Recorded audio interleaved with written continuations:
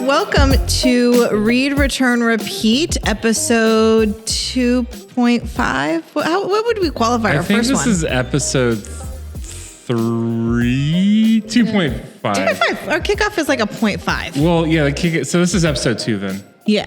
Yeah. Okay, whatever. Episode 2.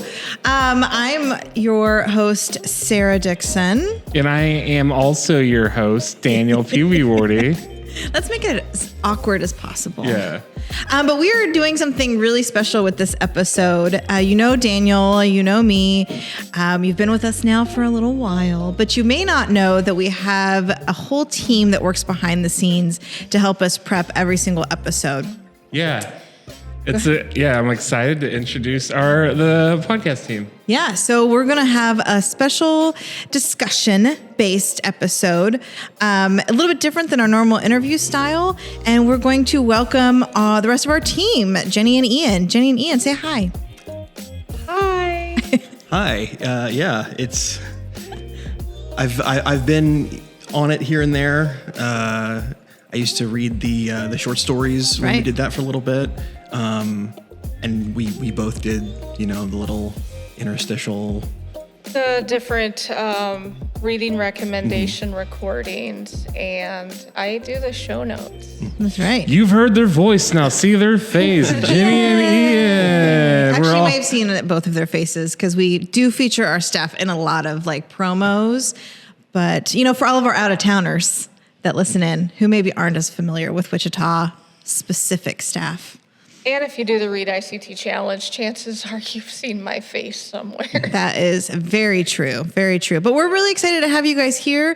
And we're going to talk about category number, pull it out of your hat, Jenny. I think it might be 5. I know. I was like episode 2. I didn't think about what category it was. But we're going to do a book by or about someone who is neurodivergent. So let's just start right off the bat with defining what that means, right? Because we were talking about it earlier, and neurodivergent is this huge all-encompassing term. Yeah, I see the term neurospicy a lot. What is that? It's kind of slang that neurodivergent people use to describe themselves. They're just this spicy, normal people are regular Frito-Lay chips, and then neurodivergent people are barbecue. I was like, is it Miss Jackson if you're nasty? I don't. Probably. It's, Can I say that? Cool Ranch humans. Sweet chili. That's really a good one. I prefer hot Cheetos, neurospicy. I actually know that term too. It's a TikTok-ism. Okay. All right. That's cool. So let's talk about what that means. Who wants to start? What does it mean to be neurodivergent? I think so. Neurodivergent is people who might have some kind of neurological disorder that is within this umbrella. That includes Asperger's and people on the autism spectrum, but it is also included people with attention deficit disorder, people with attention deficit and hyperactivity disorder, ADHD and ADD respectively. Dysgraphia is one. Dyslexia is another one. And there was actually a lot less. I stopped reading. I actually have ADD, so I saw the top 5, and I was like, I'm not going to remember all these other ones. That's fair. A lot of DYS ones, I'm assuming dysgraphia is dyslexia, but for writing?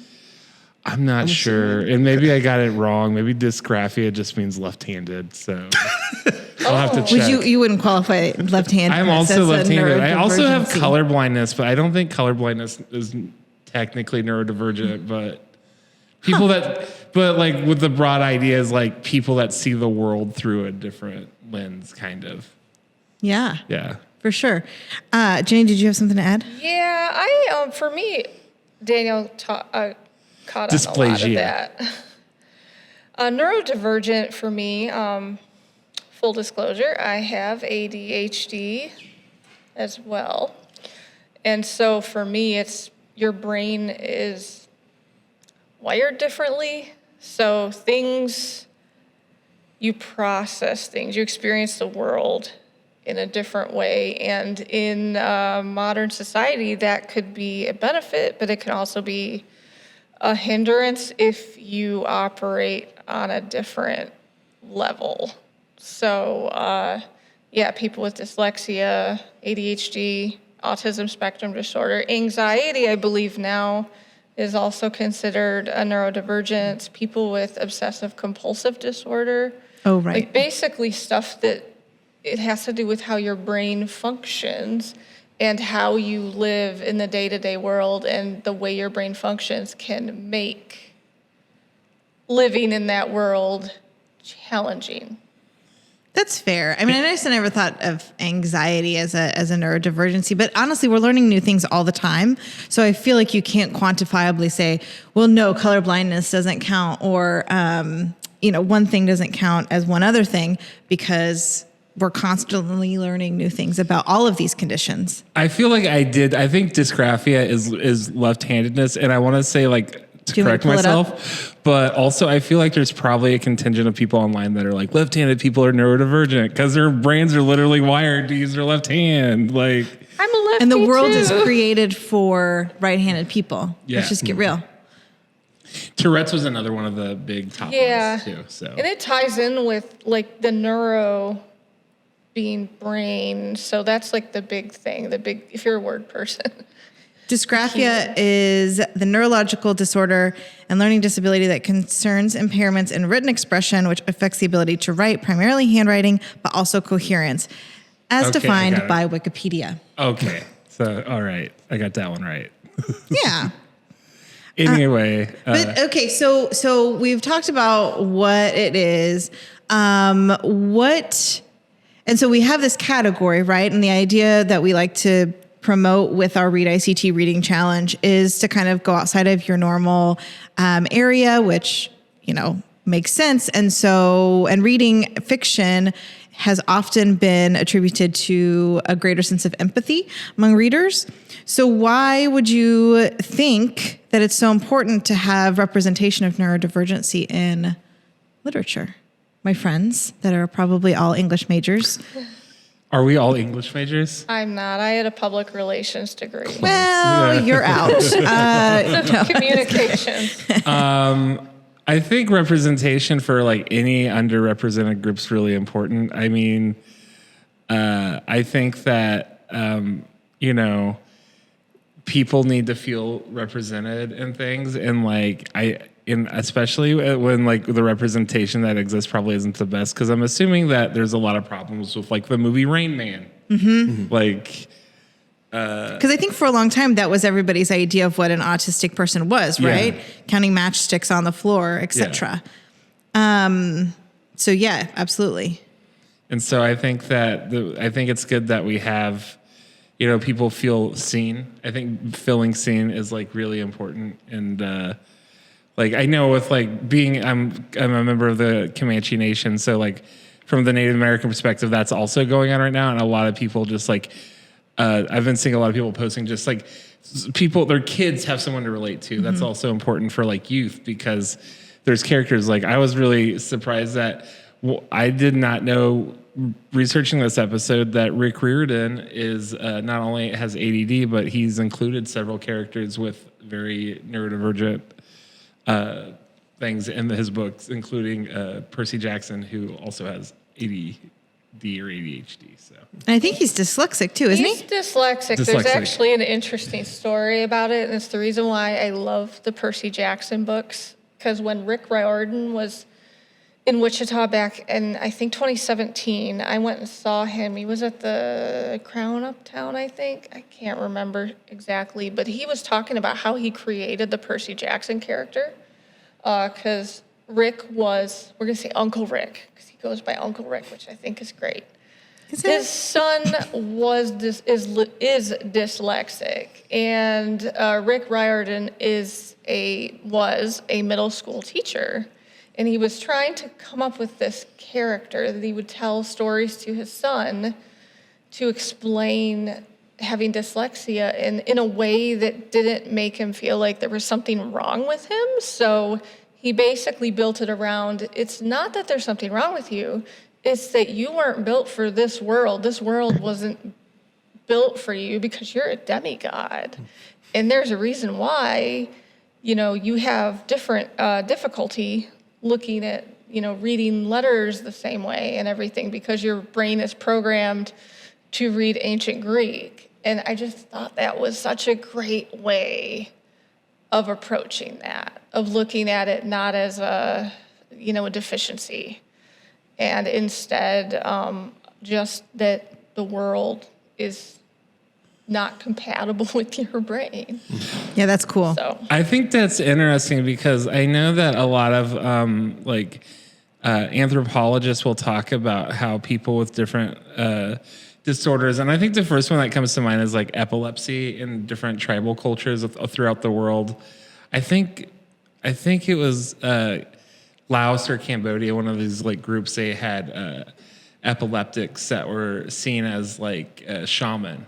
And it's kind of like, the world's so unified, and we tend to like, neurotypical is who establishes it. And like, it's people, from like college, like mostly in America, it's going to be like European thought. And so like, from that perspective, it's like, we're excluding people. And it's like, if you look at these smaller cultures and things that like, they look at these, people that might have autism or people that might have, ADHD, they might be in their own communities, like not necessarily, the outsiders. I remember like, I think it was in the Penguin, there's a Penguin book called Mutants, and they talked about how there was like because this whole island community, like in the Pacific was, half of them, like everybody was colorblind.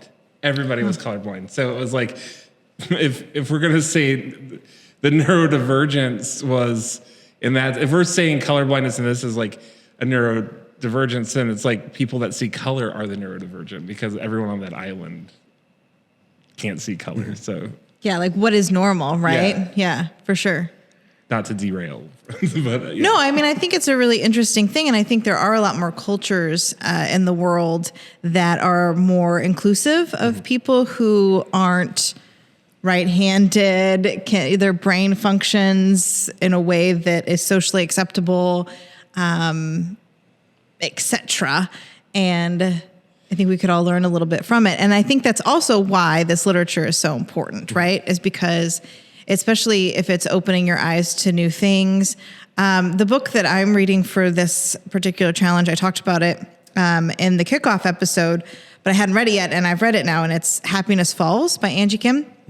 And she talks about Angelman syndrome. I'd never even heard of the Angelman syndrome. And it's all about how he learns to, well, I don't want to give any spoilers because it's very much a thriller. But the whole thing is this young man who is autistic and nonverbal, and he potentially witnesses the death of his father. And is it murder? Because there's blood involved, and, he can't figure out a way to communicate it. And so it's all about communicating with this young man. And it was really good. But I'd never heard of it. And it kind of opened my eyes to this whole different way. And this thought experiment, right? I think it's also important when you're reading books about neurodivergent that are actually written by people that are neurodivergent. Yeah. I'm not saying that somebody who isn't can't, but there's like a level of intimacy you get when the writer is writing from their own experience. And there's a lot of stereotypes by a lot of different types of, I don't even like to use the word disorder, but, conditions that people live with that an outsider can't really understand. And so that's how these stereotypes develop. One thing that gets specifically grading on me is people that think it's a trend. Yeah. Because To be what, ADHD? ADHD, autism, those are the two. Like, the neurodivergence is trendy just because people are talking about it on social media. And just because people are talking about it doesn't mean it didn't exist. A big part, especially with women, is that in the last 10 years, there's suddenly been more research done on these conditions and how they manifest differently with women. I was one of those people. I was not diagnosed with ADHD until 2 years ago in my early 40s, even though my brother and my father both have it, and I have cousins that have it. Highly genetic. The signs were all there, but I was like, oh, I can't have that. I'm not this and this and this. And then realizing that, yeah, that's what it looks like in boys, not girls. So I think, by having that representation from an actual first-person perspective, even if it's in a novel, you get a little bit more of an accurate view. And I kind of share Jenny's frustration with the whole, it's a trend or whatever, because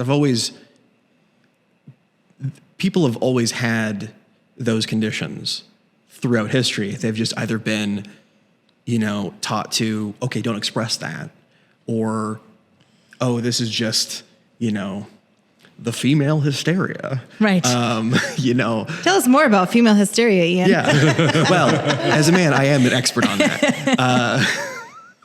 You are on a podcast. Yes. I would have been a great doctor in like 1910 because I have no idea what I'm talking about. But no, I see a lot of, when I was kind of doing research for this episode, and I was, looking at different lists of different authors who are neurodivergent. There were a lot of sort of, obvious ones, Hemingway, Sylvia Plath. But then there's also a lot of, writers who have been dead for years who, scholars would say, oh, well, they most likely had this condition, or if they were around today, they would have been diagnosed with such and such a condition.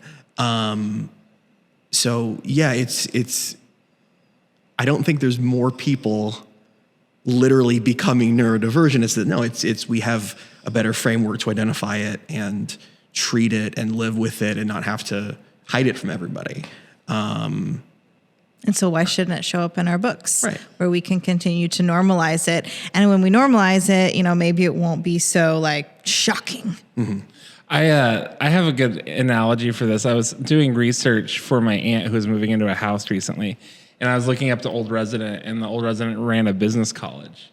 And I didn't know this, but back in the day, business colleges would basically have records, when you go to the gym and there's weightlifting records, in the time before computers, they would have computations, people that can do several lines of equations. I don't want to exaggerate the lines of equations, but it was a lot. It was over 10, basically 18, if you wrote 8, calculate how the sum of 18 numbers or whatever. And I was looking at cannot do that. You can't do that. I cannot do that. 17 plus 59 plus 203. Nope, already lost. Yeah. And so, but the first thing that I thought was okay, first of all, I guess you had to do this because they didn't have calculators yet. And the second, that was there's no way these people were neurotypical. And it's people always say this is a new. I was no, you just, maybe they're more noticeable because they're not your human calculator guy that's quiet in the office that can knock out these numbers. But everybody thinks it's secretly kind of weird and they just avoid them. Yeah. Yeah. It's these people have always been here. And then I was talking with my brother, I was I wonder if it's they're more present now because they're not working, they're not doing these jobs that computers used to do. And that's why we notice them or whatever. But that was just, it's kind of wild. And all the memes that are always making fun of your grandma for saying, what's up with all the people that have autism? It's okay, what about the guy that collects trains and wears a green shirt every day that you've known for 50 years? It's yeah, they just didn't have a word for it. Yeah.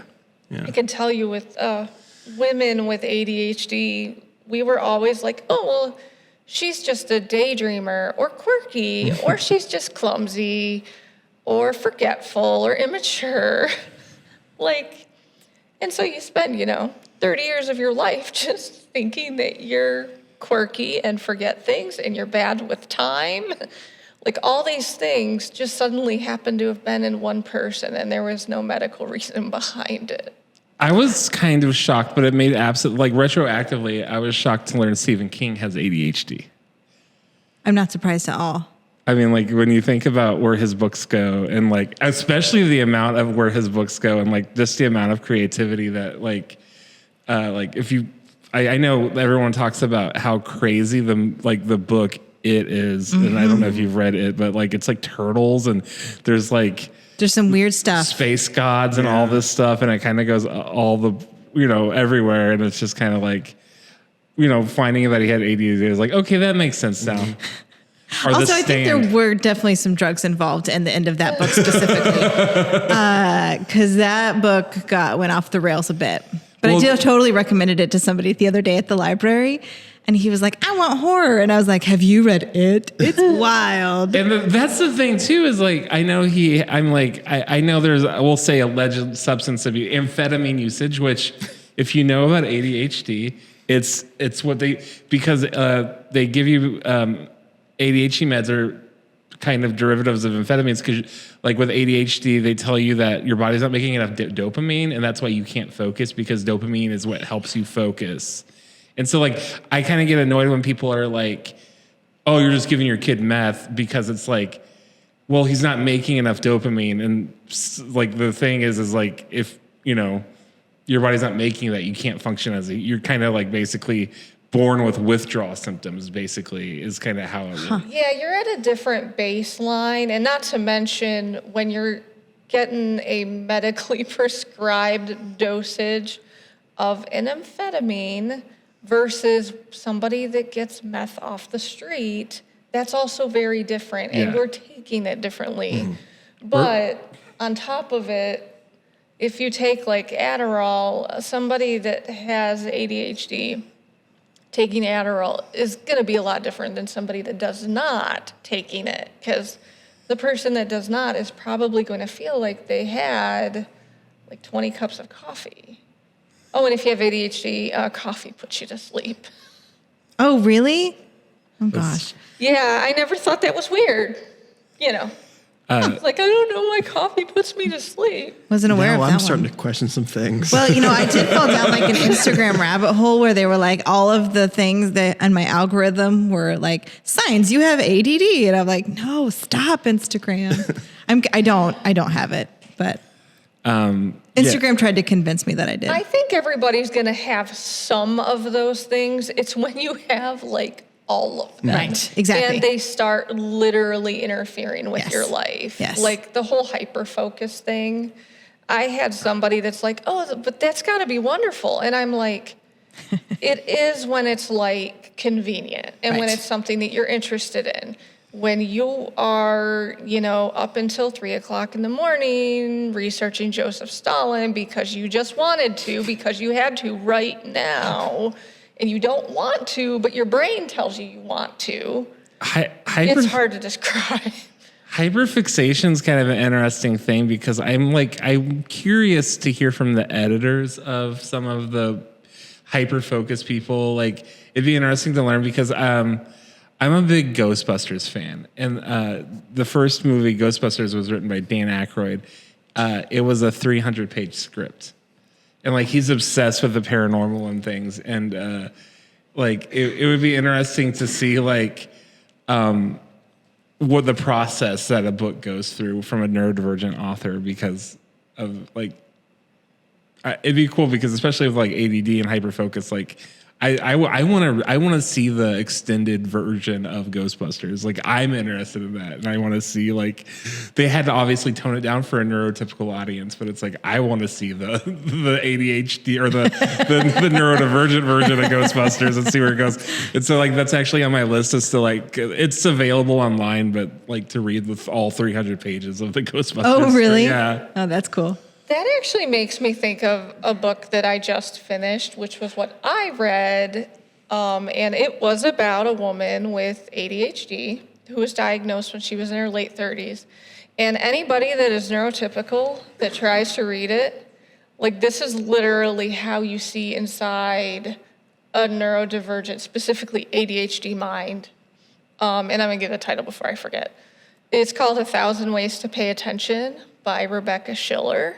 And it was a memoir about this woman who was diagnosed with ADHD literally like a month before COVID hit. Yikes. And she's in England and decided randomly with her family to go and like start a homestead like 3 years before all this happened. And of course, everything just was crazy, and she was, you know, having meltdowns and stuff because she was taking on too much, and it was like this step towards her diagnosis. But she goes off on tangents, and she'll just talk for like sentences that will meander, and you'll follow it. And me being medicated, even I'm like, wow, that's exactly like how my brain works. And I've never heard it so purposely encapsulated in a book. But then she also talked about the test she took to get diagnosed, and it was the same exact test I had to take, and I was getting like secondary trauma from it because that was an awful test.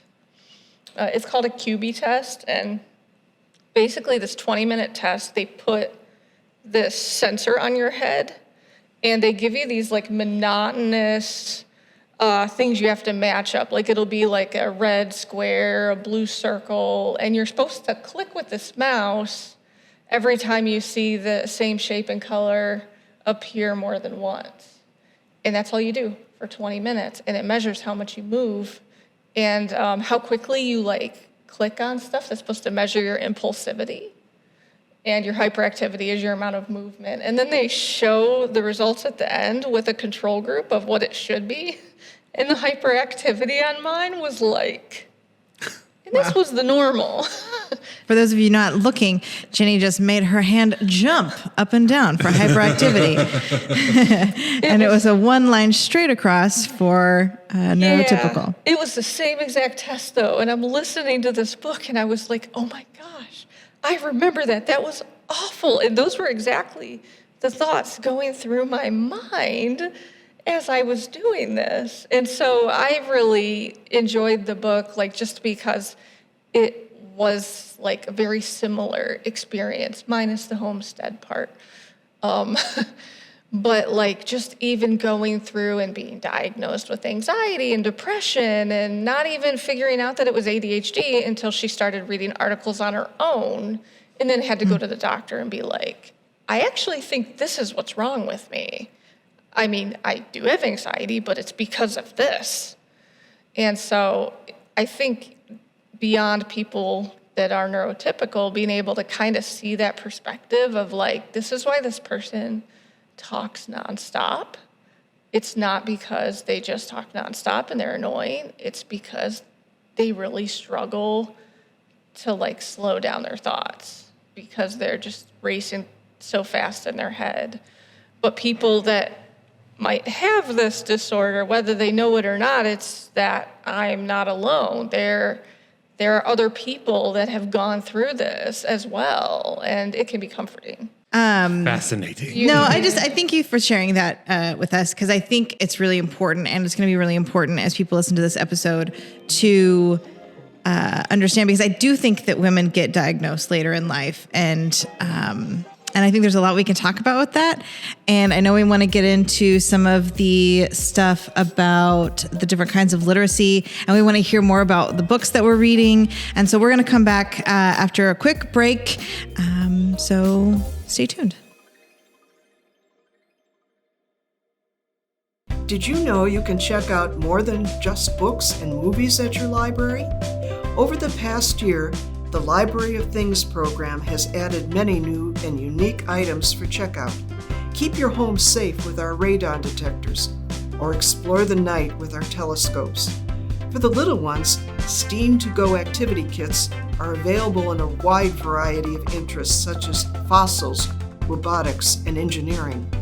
All this and more can be found at wichitalibrary.org/things.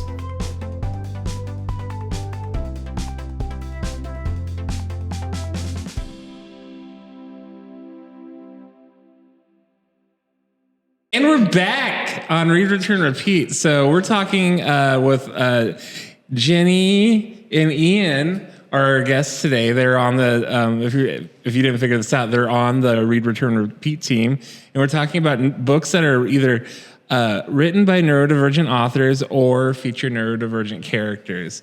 And I think an important thing to talk about with being neurodivergent myself, and I always advocate for this as a librarian, because I hate when someone comes into the library and they say, like, a comic book isn't a book or an audiobook isn't a book, because I struggled with reading in the traditional, like, words on paper for the longest time. And I was working at the library, and I was like maybe one book a year. And like, I kind of felt like I was not good at my job.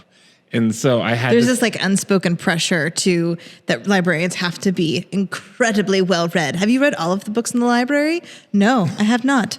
I sure have not. Yeah. Please. Sorry, I didn't mean to interrupt. Keep going, Daniel. No, it's fine. But I discovered audiobooks, and now I think I clocked out at like 20 books last year, and which is like a huge number for me.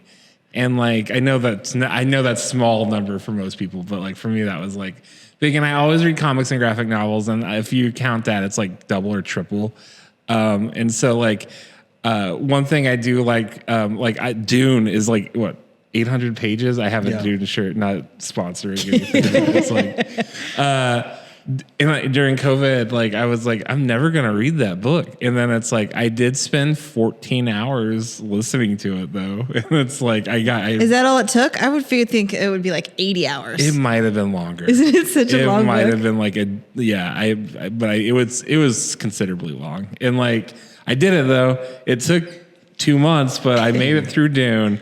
And it's like, it's kind of stinks though, because there's a couple of books I do want to read really bad that I've started, and like, but because of the way they're formatted and they're laid out, I don't know if I'll ever get. It's a House of Leaves by Daniel Linsky. Yeah. The kind of like the nonlinear. I know what you're talking about. Yeah. Which it's like a book that has different like. It has a lot of what are the things at the bottom where they like write footnotes? Like footnotes. There's tons of footnotes in it, and it changes different text. It goes from a screenplay to a book to letters and all this stuff. Which honestly, like for me, like one of my favorite reading styles when I'm reading actual books are nonfiction books that like are basically every chapter is a story. Mm-hmm. Like, I don't know if you ever remember as a kid, like anthologies that like I could physically reading. I'll read anthologies a lot. And so maybe that's my approach to reading that, or Infinite Jest is to like figure out ways to read those books successfully. Didn't you say that you were going to tackle that this year? Infinite Jest? I'm still planning on tackling Infinite Jest. I don't think it exists in audiobook form. I am not applying any pressure, by the way, because I have no desire to read it. So I will not be discussing that book with you, but I support all of your goals. One of my fantasy library program, and I think I've told you, it was like the big book support group. And it would be like, especially coming from someone that has trouble finishing books, and especially large books, would be like kind of how we do learning circles, creating like, if the listeners are interested, be like, yes, let's do this program. You might have to email me about it. But like to do like a basically a support group where we kind of hold each other accountable, like the library learning circle programs, through a big 1,200 page book, like War and Peace or something like that, and it'd be like a big book support group. Well, that's kind of like was it Odysseus by James? Wait, what? I always forget the title of that one. Yeah, it's the James Joyce book. Oh, Ulysses. Yeah. Ulysses. I mean, it was supposed to be about Odysseus. Maybe that's why my brain got the two mixed up. Yeah, I always do that too. I literally bought a copy at the end of last year of Ulysses with a reading guide that goes chapter by chapter, because I run into a similar thing with like format. When you were talking about House of Leaves, which I'm still too afraid to read, I read Lincoln and the Bardo by George Saunders. I heard that was a hard one to kind of follow. It's really difficult to follow. Like, it's intercepted with like these historical excerpts of like letters from like Abraham Lincoln or whatever. And I couldn't. I was trying so hard. And then I found the full cast audiobook and I was able to read it. And I think I do struggle with different formats. And I don't know if it's a neurodivergent thing or if it's just a me thing. I have heard that book was really, really hard. So I think it's probably really hard. And it might make it more hard for anyone with ADHD. But yeah, the format was really weird. And I was having trouble following it. But I think with audiobooks, you can really kind of immerse yourself. And what I like about them is there are certain things that are really difficult to do when you have ADHD, like chores or really boring stuff that you really can't get yourself to do. But when you pair it up with like a book or a podcast, then it's really hard to describe, but it actually makes it easier to focus. And I have had people be like, how? Like, how does doing multiple things make it easier to focus? Like, wouldn't that lose your focus? But I'm like, I can't describe it. It's just the brain is weird. Is it like doodling? Sorry, I didn't mean to overtalk, especially after I was like, let's not overtalk. Hey, so is it like doodling? Like when they say the kids that would doodle in class and it was like, don't doodle because that's bad for not paying attention. I think that might be because I knit and I will talk to people and be doing that. And like some people think it's rude and I'm like, no, if I didn't have this in my hands right now, I wouldn't be listening to you. Or I would, get that glazed look on my face.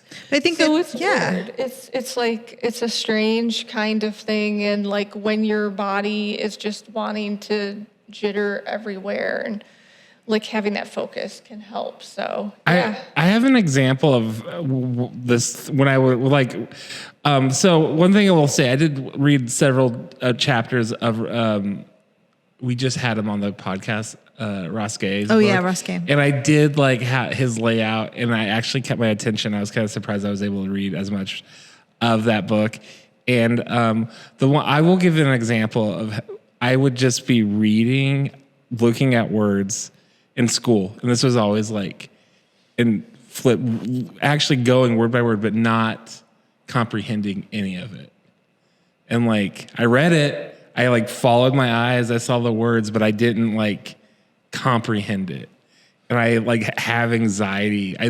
Thinking about that gives me anxiety. And sometimes it happens with audiobooks. Like there's a big chunk of Dune where like at one point I was like, wait, Duncan Idaho died? And I was like, but like not as bad. And I think everyone just has to find what format works for them.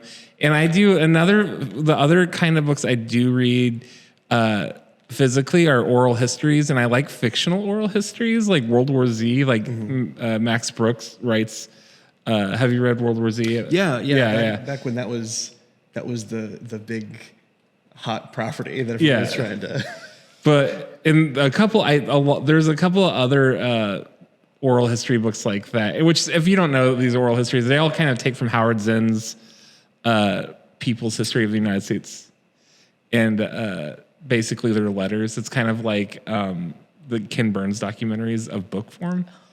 But World War Z it's like, you mean that it's zombies, but the format of the book is you're hearing about the zombie apocalypse from different perspectives. Kind of like there is like every chapter is a different perspective is a good example. Like mixing it up like that. Okay. Yeah, like the author's almost like a fictional journalist. Okay. Sitting down with people who like lived through certain events and like telling their stories.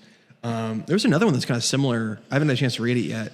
I think it was just called like The People's History of the Vampire Uprising or something. I keep seeing that one on our shelf. It looks really interesting, but I guess it's kind of similar to that. Yeah, and Max Brooks' De-Evolution, which is my pick for the category for Book with a Map, which we had to when we did Book with a Map because I listened to audiobooks. I was like, I don't know because I only listen to audiobooks. I don't know what books have maps. And I was like, they described the location in that book so well in the audiobook. And I went and grabbed the physical copy of the book. I was like, oh, there's a map. I found one. I have a book with a map.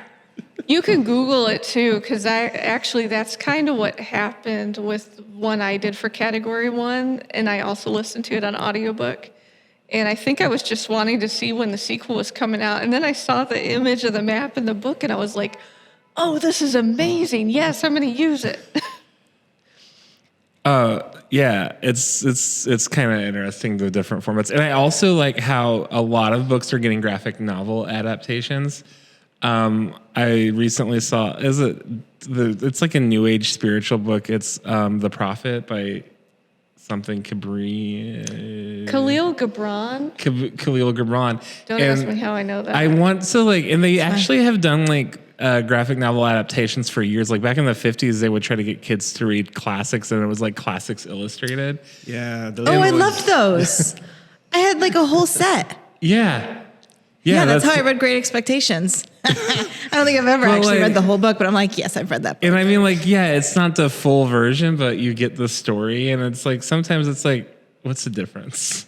Like, what's really the difference? Because if you read like a 400-page book, I mean, you do lose a little bit of something if you don't get the language in some books. I'm not going to say that it applies to every single book. And I think that sometimes the story transcends the language, and that's when the graphic novel adaptation really works, you know? But I know that they did a graphic novel adaptation of Kindred, and Octavia Butler, not Spencer, that's the actress. Octavia Butler was dyslexic. So you could read Kindred for your book for this category too. But anyway. Octavia Spencer is also neurodivergent. Oh. I think she has dyslexia or ADD, and she also is writing YA novels. So Octavia Spencer. Okay. All right. Neurodivergent author. They're a detective series. So go for it. Yeah. There's so many. I mean, that's the thing, right? Once you start looking for them, you see them everywhere, and you're like, oh, yes, it's not so hard to find a book that would fit this category. I read the graphic novel version of Kindred. Was it good? It was actually really good. And it sticks to the original story so well. Unlike the Hulu translation? Yeah, I watched the first episode or two of the Hulu one. Yeah. I'm not sure how I feel about that. Yeah. But I actually had read the book. It was when I was doing a book discussion, so that's why I did it. And then I wanted to see how the graphic novel compared. So it was fresh in my mind. It was a second read. That was the second time I'd read the actual novel, and then I read the graphic novel. And it's so visual because of the story. There's some pretty graphic descriptions and stuff in there, and I think it complemented it really well. And even if that was somebody's first introduction to that story, I don't feel like they'd be missing anything. I mean, very much like Mouse. Well, that one wasn't based off of a novel though, but it makes me think of other classic ones. There was another one that was a graphic novel memoir about a woman who left Vietnam. Was that the Best We Could Do? Yes, The Best We Could Do. Yes. It was really good. I read that when we did The Late Homecomer for Big Read. Yeah, so that's another good one. It was sad. I do think that the quality of graphic novel adaptations have gotten way better recently. Because I remember as a kid, a lot of the graphic novels were stuff here's an adaptation of Romeo and Juliet for the kid who gets assigned to Romeo and Juliet in high school and refuses to read the actual book. But now, I mean, there's one that I actually picked up from work that was called Nightmare Factory, and it was an adaptation of a bunch of short horror stories by this author Thomas Ligotti. With the point I'd never heard of before. I picked it up purely based on the cover, and ended up becoming a fan of Thomas Ligotti. And And so I do think that you can make kind of informative graphic novel adaptations of I think we have it's a manga adaptation of like Madame Bovary that we have in our teen section, I think. But then there's also just like, graphic novels sell, and it seems like more and more writers are allowing their work to be adapted so that they get more exposure to the general public, which I think is great. Go ahead. Sorry, I was just going to say, like, to my point earlier is that you do lose something in the language, but I think you do also gain something in the drawings that make up a graphic novel. So I'm not trying to diminish anything because I think they all have value. Yes. I think anything that you pick up and read has value. I would say the manga adaptation of Twilight might have more value. That's actually probably a valid point. I haven't read it, so I wouldn't know. It came out like right after the books came out. It was like one of the very first, like, now the trend is, I've noticed, and I actually like this trend because it appeals to people, especially neurodivergent people or people on different levels of literacy. Like, you're seeing a lot more graphic novel adaptations, but what I'm really liking are these like NPR books that everyone's telling me to read, like, that are about important issues, like, stamped or issue, like there's the one that just came out, like My Heart Beats for Wounded Knee, or the one that, or after Wounded Knee book has a YA version, or they're like teen versions. They're starting to do like these like really important issue books, like I'm trying to think of other ones like I've seen recently, but they're all books that are dealing with social issues that everyone reads, like book clubs are, and they make a version that might appeal to someone at a lower level of literacy. And I think that's really cool that we have those, because, I mean, I always tell people when they want something, if they come to the library, I always go like, don't be afraid to send someone to the teen room. Don't be afraid to send someone to the, because it's like, sometimes like, that's what that's what you need. And it's like helping people get this information, and like not shying away from different formats of media literacy, I think is very important. So.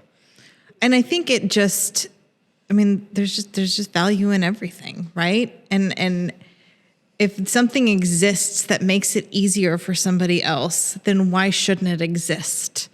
And we should not be trying to gatekeep. Yeah, exactly. We're cool librarians. We don't gatekeep. No, we're open to all. I do remember it, like in school, there being such a emphasis on your reading level. You're at the right reading level, right? Exactly. We're going to retest you at the end of the year, make sure you're where you're supposed to be. If not, we might have to move you. It was always kind of a threat almost, it felt like. And then, you get out of school and you realize that now the only person who's preventing you from reading what you want to read is you. And I think nobody else cares. Say it again. I got yelled at in 4th grade for reading above my reading level. You got in trouble? Can't be doing that. I mean, it was John Saul, so it was probably not probably appropriate for. Did you try to do a book report on it? No, it was just like, there was a free reading hour like on Friday or whatever, and I'm bringing in this like John Saul book because that's what I had available to me. And it was. You know what, young 4th grade Jenny? I think you get to read what you want. I have a question, Jenny. You did not grow up here, right? I did not. I grew up in Michigan. This is going to derail this a bit, but I think it's okay. So are you familiar with the Book It program? We had Book It there. Book It was a national program. Totally, Okay. I was just checking because Pizza Hut left in the 90s, but I actually had a friend who like only up to like within the last 10 years had to decide to like leave Wichita because Book It was finally moving to Texas. The Book It program stayed in Wichita for a long time. Oh. And like, I was actually just curious to like, if it was like, if like you're talking about like how reading is important, how like book it incentivized like reading with pizza and things, and like if it was actually a national thing or if we were like a pilot market. So I did not know. So. We had it all look that through, up. like, I was in elementary school in the late 80s and into the early 90s, and we had the Book It program. I remember my little pizza coupon. I recently, this is derailing even more. I did recently find out that Trapper Keepers were test marketed in Wichita. Really? Wichita got Trapper Keepers before Man. anywhere else. Wichita, the Lisa Frank Trapper bed of innovation. Yeah. Sorry. This Totally unrelated Unrelated. to our episode, but that's okay. We're learning things here. we're learning Well, things. to bring us back to the graphic novel, I started an anthology that's actually it's called Sensory Living with Autism, and it's a graphic novel compilation, all stories that were done by autistic illustrators, comic book writers, and they're all different shorts on their experiences of living with autism. And it deals with issues such as like masking and being bullied, dealing with burnout just from like socializing and stuff. And I think it's really neat. And I think sometimes that kind of format too can be easier to digest, that kind of information, especially if you're coming from an outside perspective where maybe you're not autistic and you want to kind of understand it a little bit better, because it's not a one size fits all. Not every autistic person is going to look or behave the same. Actually, no two autistic people are going to behave or look the same, but I would suggest that. And I know there's a couple of webcomics that deal with ADHD that I like to read, especially after I was diagnosed, because it was like, yes, I know that feeling. One of them is called ADH Dinos. Fun. It's so cute. And then the other one is called, I think, ADHD Alien. We'll make sure that Jenny links all of these in the show it's like notes. ADHD Aliens or something. But before we run out of time, I want to make sure that we get reading recommendations from Ian and Daniel, because I've talked about what book I've read, and I could give you a couple of others. And Jenny's given hers. Ian, what about you? What are you reading for this category? Well, my sort of two picks, both deal with schizophrenia, which is a topic that I've really not read that much about before. They kind of are they're both kind of similar in a way. The first one, well, I should probably just get the full title, or I'm gonna butcher it. It's called The Collected Schizophrenias by Esme Wang, and it's basically a series of essays that deal with the author kind of as she's getting the diagnosis for schizophrenia. And that kind of, it talks about the first time she was involuntarily committed, and talks about different delusions or episodes that she would have that would worry her because they were technically outside of her diagnosis. It's really interesting because it does sort of kind of like the pick that you had about sort of, showing what the ADHD brain, what that looks like. She does that as well, because she'll copy text messages and emails that she would be sending to doctors around that time. Then my other pick was actually, it's actually a book written by Zelda Fitzgerald when she was committed. Oh, wow. Called Save Me the Waltz, which a lot of people haven't read. I haven't really read up until this point. It was something that she wrote when she was committed at Johns Hopkins after her homicide attempt. it was basically a sort of semi-autobiographical story of her life and sort of the worsening relationship between her and her husband and her family. And she wrote it in like 2-3 months as a therapy exercise that was suggested to her while she was there. And as soon as she finished it, she sent it to F. Scott Fitzgerald's publisher, who looked at it and said, well, there's some issues with this. It's not written very well. We can make some money off of it. And so then they tried to sell it. It didn't do very well critically or financially. And in my opinion, I don't think it's written that compellingly. But what it does do really well is sort of showing her progression, like coming to terms. Like if you read it in the context of this is a therapy exercise for somebody with schizophrenia, it makes a lot more sense because it blends elements of things that actually happened in her life with things that happened completely outside of reality that she may or may not think happened. It gets into her kind of her fears with her marriage collapsing. It's really interesting. I won't say that it's good. Maybe she could have used an editor. Yes. But those ladies, yeah. just hysteria. But I think if you look at it as a almost like a documentation of somebody's recovery during a schizophrenic episode, I think it's super, super interesting.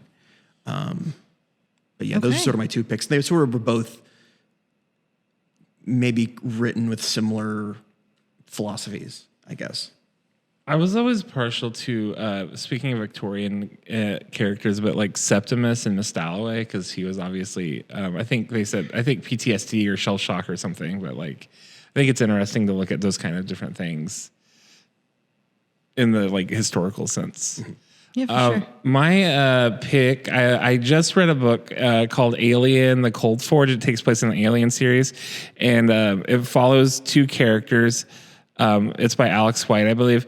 One is a person, I don't think we would define them as neurodivergent, but she's going through a disease that's similar to MS, and it like gets really detailed in talking about her life and like how her body, and there's all this like there's aliens like the xenomorphs, but the thing I thought was really interesting is like the other character is a narcissist and like a sociopath, which is on the dark side of neurodivergence, and that was also in the umbrella, and I was kind of interested in seeing that perspective because it's obviously like someone that like perceives the world and sees people as like how they benefit them and things. And I thought that was kind of like an interesting, like really, he was a villain in the book. And normally villains are, we don't get to see their thought patterns and things. And like seeing how this villain who is not just like doing bad things, but like looks at the world through like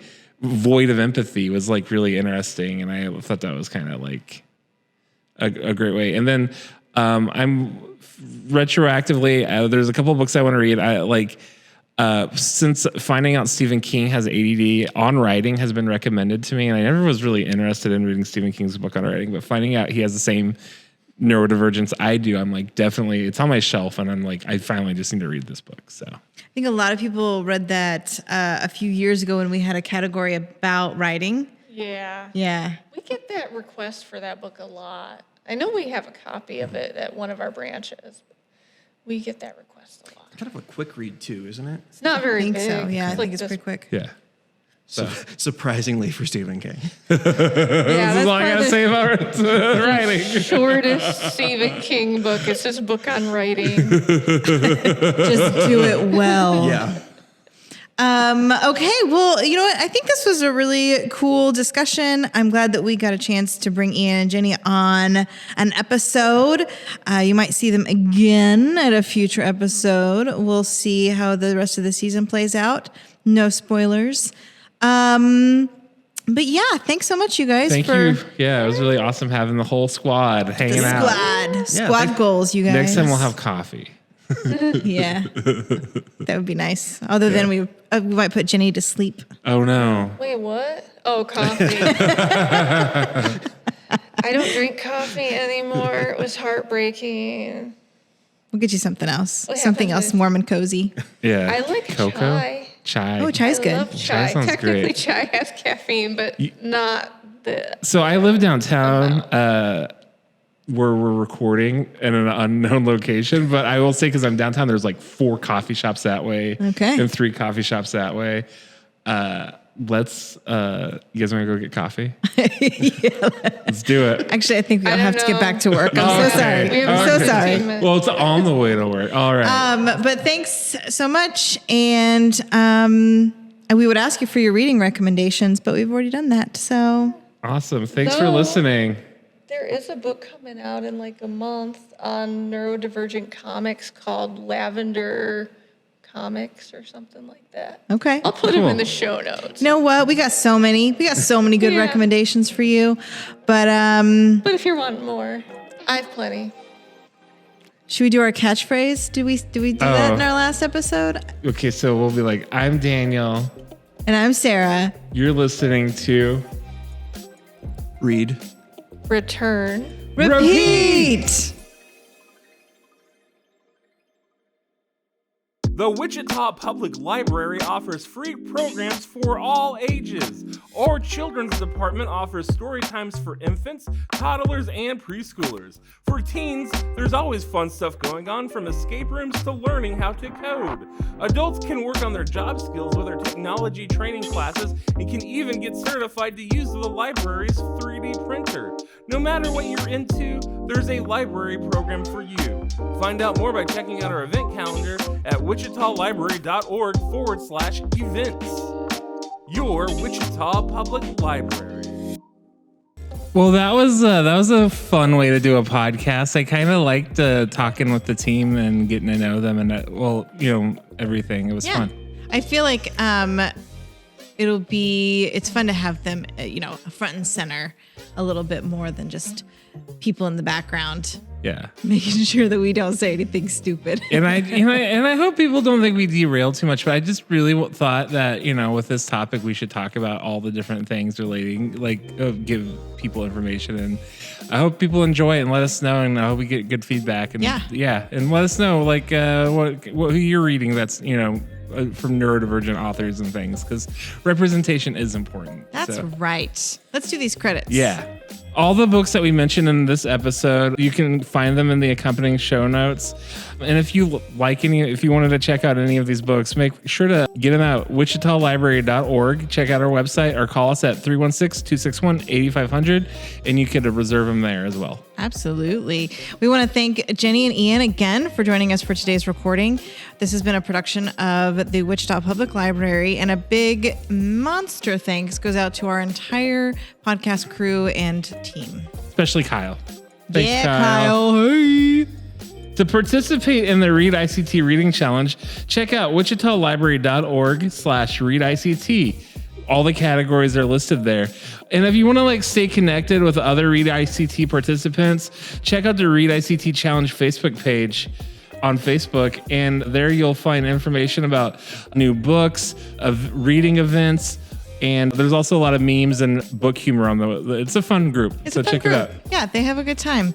And don't forget to log your books in Beanstack. It's our reading tracker app where you can log your books for each of the different categories, keep track of your reading. And each month that you log books in the ReadICT Challenge, you're eligible to win really fun bookie prizes. That's awesome. Yeah, like polka dot socks. Get it? Hilarious. So you can follow this podcast through the Spotify app or stream episodes on whatever platform you listen to podcasts on.